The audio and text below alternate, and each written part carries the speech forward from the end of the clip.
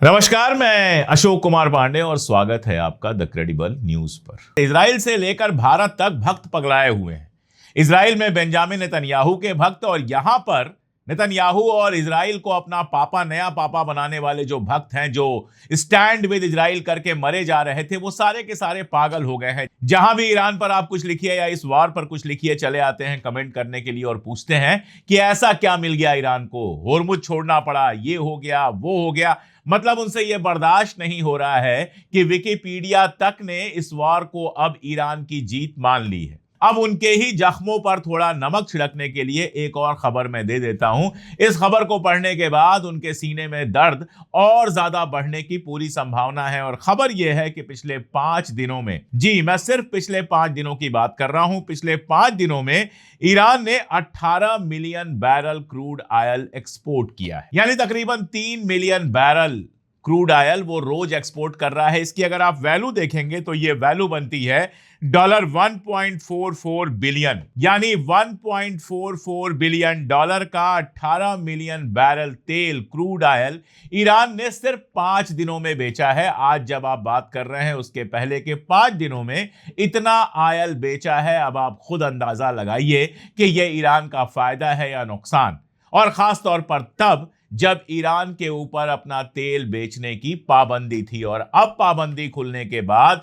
बिल्कुल शुरुआत में ही अगर वो इतना ऑयल एक्सपोर्ट कर पा रहा है तो आगे ये जो मिकदार है, ये जो अमाउंट है, वो और ज्यादा बढ़ेगा, ये तय है। तो सबसे पहला फायदा जो मैंने आपको बताया, आपको नहीं बताया, आप तो जानते हैं, लेकिन भक्तों के सीने पर सांप लौटने के लिए जो पहला मैंने फायदा बताया वो तो ये था। अब बात कर लेते हैं होर्मुज की। तमाम मीडिया भी ये बात कह रहा है होर्मुज खुल गया, होर्मुज खुल गया। अरे भाई, होर्मुज तो पहले से खुला हुआ था, लेकिन होर्मुज जो खुला है उसके बारे में जो खबर आई है, जो ईरान की नोटिस आई है, वो आप स्क्रीन पर देखिए। पीजीएसए जो बनाया गया है, ईरान ने जो पीजीएसए बनाया है जो स्ट्रेट ऑफ होर्मुज को कंट्रोल करेगा, उसका बयान आया है। बयान ये आया है कि 60 दिनों के लिए, अगले 60 दिनों के लिए रूल ये होगा कि अगर आपको अपना जहाज वहां से ले जाना है तो आपको 48 घंटे पहले हमें बताना होगा। यानी बिना ईरान को बताए अब भी वहां से जहाज नहीं गुजर सकते।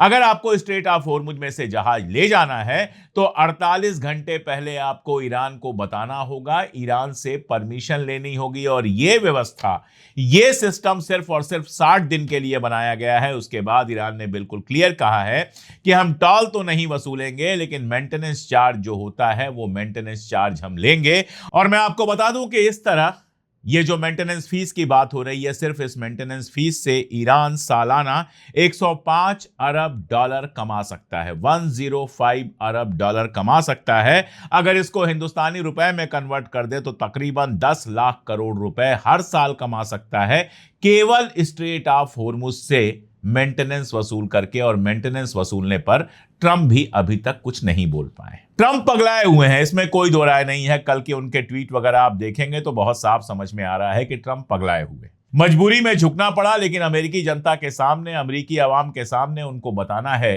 कि ये हमारी जीत है। तो कल एक बार फिर से नौटंकी करनी शुरू की, एक बार फिर से बेकार की बातें करनी शुरू की। ईरान खत्म हो गया है, मैंने ईरान को निपटा दिया है, ये मेरी जीत है, फला है, ढिमका है, ये सारी बातें करनी शुरू की। लेकिन अब इन बातों का कोई मतलब नहीं है, क्योंकि जिस एमओयू से ईरान को ये सारे हकूक मिले हैं उस पर खुद डोनाल्ड ट्रंप सिग्नेचर कर चुके हैं। और 60 दिनों की बातचीत में जाहिर है कि मुद्दे यही होंगे। इन्हीं मुद्दों पर नुक्ताचीनी होगी, नुक्ते सुधारे जाएंगे। जो कहा जाता है पलक और नुक्ते, वो सुधारे जाएंगे और फाइनली डील इसी तरह की सामने आएगी, ये क्लियर है।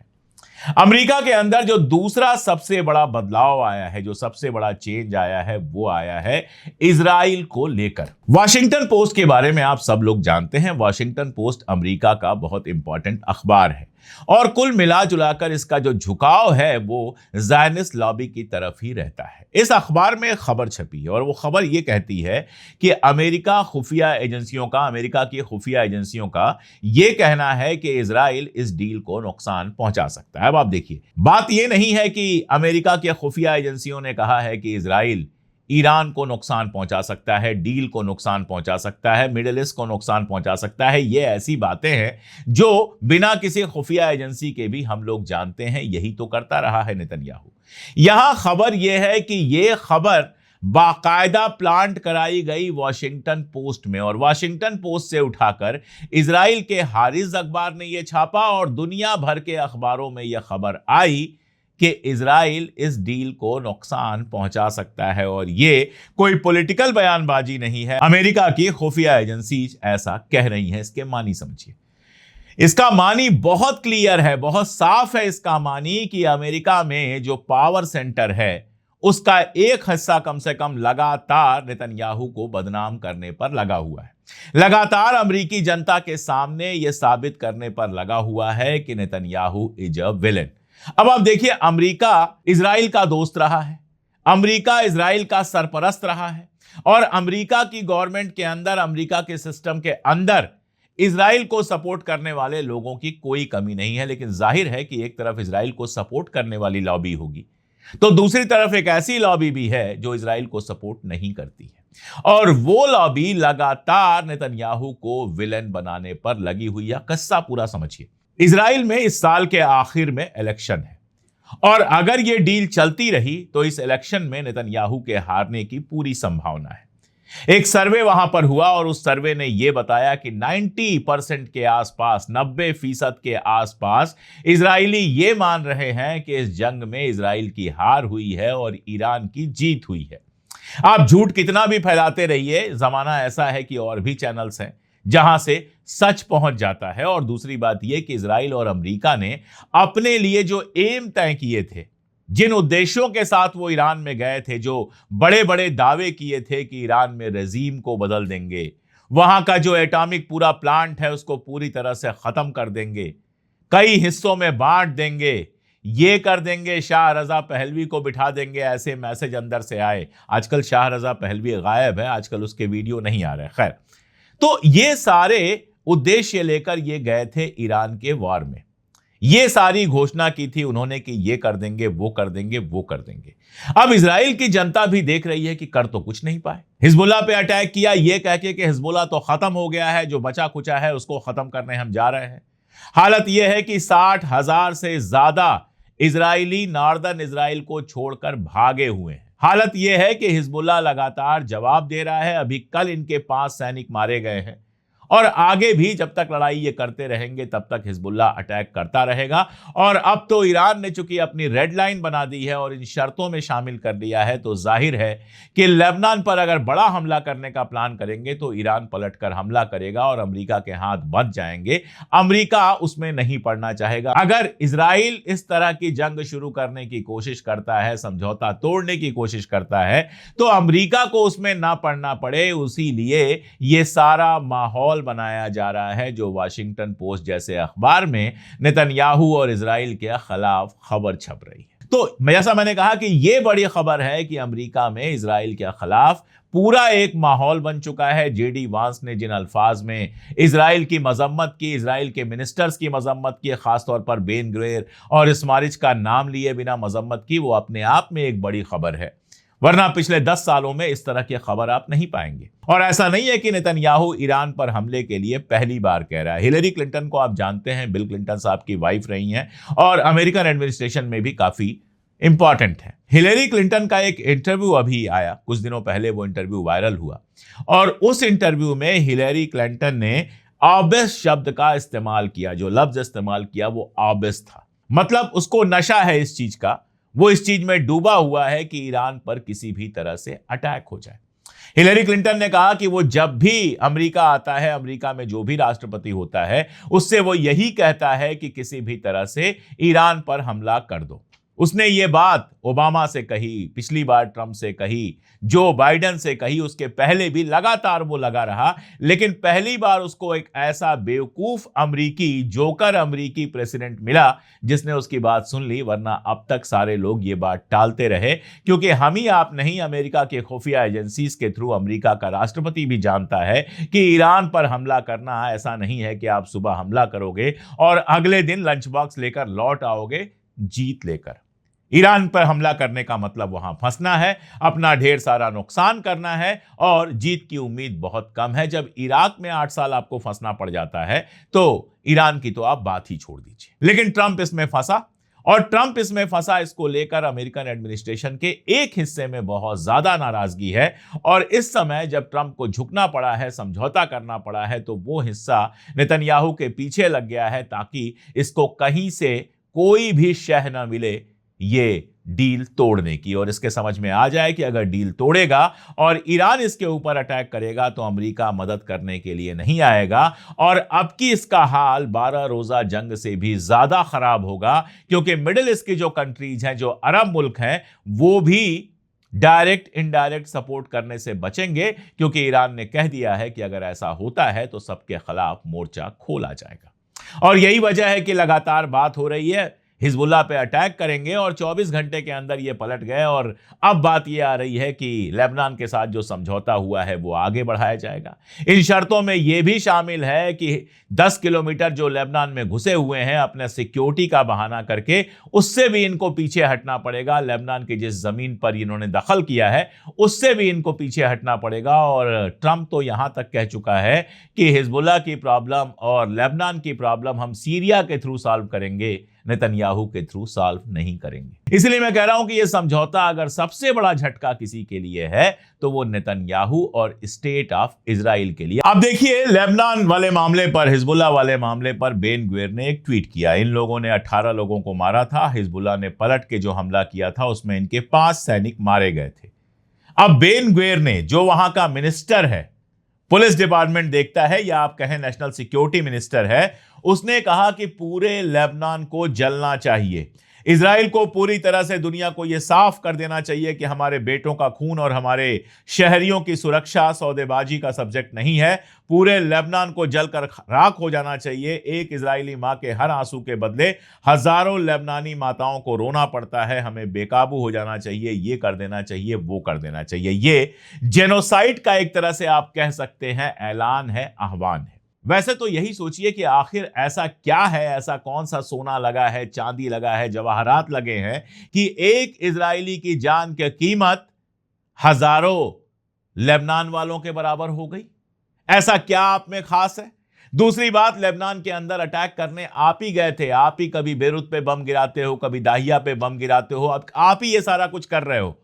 और आपको अगर अपनी सुरक्षा का अधिकार है तो लेबनान को भी अपनी सुरक्षा का अधिकार है। लेबनान की सरकार यह काम नहीं कर रही, हिजबुल्लाह इसलिए काम कर रहा है। आप उनके लोगों को मार रहे हो, इसीलिए वो पलट के मार रहे हैं। आपने उनके लीडर को मार दिया, आपने वो मोबाइल पेजर जो था, पेजर बम का इस्तेमाल करके सैकड़ों लोगों को मार दिया। आप लगातार ये हरकत कर रहे हो तो पूरा हक बन जाता है हिजबुल्लाह का भी कि वो पलट के ऐसी ही हरकत आपके साथ करे। जब आपके लोग मारे जाएंगे तो आप इस तरह के जेनोसाइड की बात करोगे।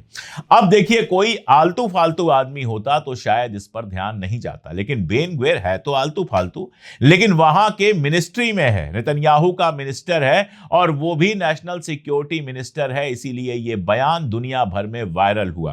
अराक्ची ने, जो ईरान के विदेश मंत्री हैं, उन्होंने इसको बाकायदा कोट ट्वीट किया और कहा कि यह किसी पागल जेनोसाइडर का बेतुका बयान नहीं है, यह इजराइल के नेशनल सिक्योरिटी मिनिस्टर का आम बयान है। तेल अवीव जो है वो, ये जो जेनोसाइडल मानसिकता है तेल अवीव की, वो सारी दुनिया के लिए खतरनाक है। ये लिखा अराक्ची ने। अराक्ची की पहली लाइन से मैं सहमत नहीं हूं। उन्होंने कहा कि यह किसी पागल जेनोसाइडर का बेतुका बयान नहीं है। भाई, बेन गुवेर से बड़ा पागल जेनोसाइडर मैंने तो कम से कम अपनी जिंदगी में नहीं देखा। पिछले 2 साल से 3 साल से जब से मैं गजा और ईरान को कवर कर रहा हूं, इससे ज्यादा खतरनाक और पागल आदमी मैंने नहीं देखा, जिसके पास जरा सी न तमीज है और न जरा सी ह्यूमैनिटी है। लेकिन जो वो कहना चाह रहे थे वो ये कि ऐसा आदमी इजराइल में मिनिस्टर है और इसीलिए इजराइल दुनिया भर के लिए खतरा है। और ये मामला सिर्फ महदूद नहीं रहा अराक्ची साहब या ईरान के लिए, यह मामला सारी दुनिया में फैला। फ्रांस के एक लीडर हैं ओलिवियर फाउरे, उन्होंने लिखा कि पूरी दुनिया को जगाना होगा और इजराइल के इस पागलपन से दुनिया को बचाना होगा। और ऐसे ही बहुत सारे लोगों ने कमेंट किया है। तो इजराइल की इमेज दुनिया के सामने, जो हमारे जैसे लोग बरसों से कह रहे थे, दुनिया के सामने बिल्कुल सामने आ गई कि यहां पर जो लीडर्स हैं वो खुद जेनोसाइडल मानसिकता के हैं और उन्होंने जनता को भी ऐसे ही जंगखोर और जेनोसाइडल बना दिया है। इसीलिए इनका साथ देने की जरूरत नहीं है। कब तक ये होलोकास्ट का रोना रोकर अपने आजू बाजू हर तरफ होलोकास्ट करते रहेंगे, अब इन पर कंट्रोल करने की जरूरत है। यह सबसे बड़ी हार है जिसको समझ पाना भक्तों के लिए बहुत मुश्किल है। और इसीलिए ईरान ने बिल्कुल क्लियर कर दिया है कि अगर समझौता टूटता है तो उसके लिए अमेरिका जिम्मेदार होगा। जुमे के दिन जो मीटिंग होनी थी वो टल गई है, फ्राइडे को जो मीटिंग होनी थी वो टल गई है, और बताया यही जा रहा है कि टली इसलिए है, जिनेवा में जो मीटिंग होनी थी वो टली इसलिए है क्योंकि ईरान ने कहा है कि जब तक लेबनान पर हमले बंद नहीं होते हैं तब तक ऐसी मीटिंग का कोई मतलब नहीं है। सबसे पहले आपको लेबनान पर हमले बंद कराने होंगे। इसीलिए अब अमेरिका की यह चुनौती है, अमेरिका के पास यह चुनौती है कि वो इजराइल पर प्रेशर डालकर लेबनान पर हमला पूरी तरह से बंद कराए, लेबनान की जमीन पर जो दखल किया है इजराइल ने उसको खत्म कराए, इजराइल से कहे कि यह जमीन छोड़कर जाओ और अपने इलाके में रहो, और उसके बाद ही यह समझौता आगे बढ़ सकता है। जब ईरान कहता है कि समझौता अगर टूटा तो अमेरिका जिम्मेदार है, तो उसका मानी सिर्फ और सिर्फ यही है। सीज फायर के बावजूद, सीज फायर की शर्तों में लेबनान का नाम होने के बावजूद जिस तरह से वहां पर इजराइल हमला करने और लड़ने की कोशिश कर रहा है वो सीधे सीधे सैबोटाज है जो पूरा प्रोसेस है समझौते का, और ईरान इसकी तरफ बार बार ध्यान दिला रहा है। तो अब यह चुनौती अमेरिका के सामने है, सारी दुनिया के सामने समझौता किया है, सिग्नेचर किया है, पाकिस्तान के प्राइम मिनिस्टर ने गवाह के तौर पर, मीडिएटर के तौर पर सिग्नेचर किया है। अब इन सबकी जिम्मेदारी यह बनती है कि इजराइल के ऊपर प्रेशर डालें और ये हमले बंद कराएं। अगर ये हमले नहीं बंद होंगे तो यकीन जानिए ईरान के बर्दाश्त की भी एक लिमिट है, और वो लिमिट क्रॉस होने पर अमेरिका के साथ भले जंग ना शुरू हो लेकिन इजराइल पर ईरान अटैक कर सकता है। और तब यह देखना होगा कि अमेरिका अपना वादा निभाकर खामोश बैठा रहता है या इजराइल के ऊपर प्रेशर बनाता है, और या फिर अपना चोला उतार कर अपना शैतानी रूप सामने दिखाता है और इजराइल के साथ मिलकर ईरान के साथ जंग दोबारा शुरू कर देता है। इसलिए मैं बार बार कह रहा हूं कि समझौते पर सिग्नेचर तो हो गया है लेकिन मामला अभी तक खत्म नहीं हुआ है। ईरान की तरफ और मिडिल ईस्ट की तरफ नजर बनाए रखने की बहुत जरूरत है। आज के लिए इतना ही, बहुत शुक्रिया।